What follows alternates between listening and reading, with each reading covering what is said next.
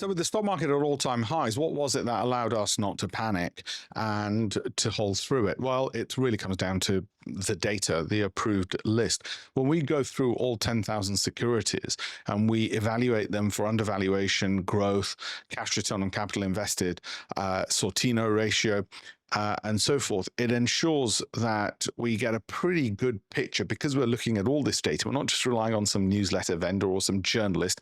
We're in control. We've got all this data, which we share with our clients.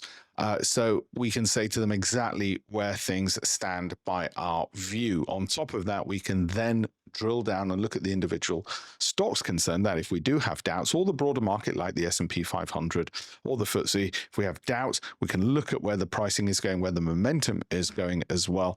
And as happened with Iran, come to the conclusion that in actual fact, it's headlines and panic, and you should wait through it. The reason we have to look at 10,000 securities, and none of these, by the way, made our cut for our portfolios, is because this is my son's junior ISA we're talking about. This is my pension retirement we're talking about. And as a hedge fund manager, I know you need data and the scientific approach, which is you have to look at all available companies that could go in your SIP or your ISA, your 401k if you're from Canada, Australia, New Zealand, wherever.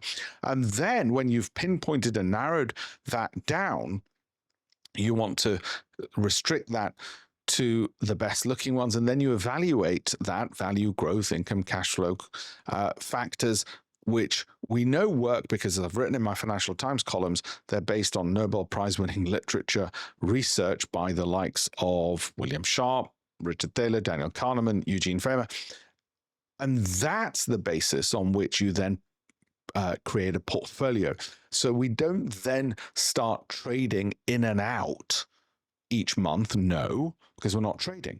Secondly, we don't panic on the fall of any one of the 20 to 40 companies we might hold, because we're looking at the portfolio as a whole, and we already made buffer space that some stocks will indeed fall. It's a newsletter vendor trying to sell you a subscription. They'll say, oh, these are all going to go up, and this is going to rocket up, and this will. We look at it at the portfolio level. So that's where we go to. If you want to learn more about this, and I suggest you should, have a look at the link in the bio. Have a look at alpeshpatel.com/links.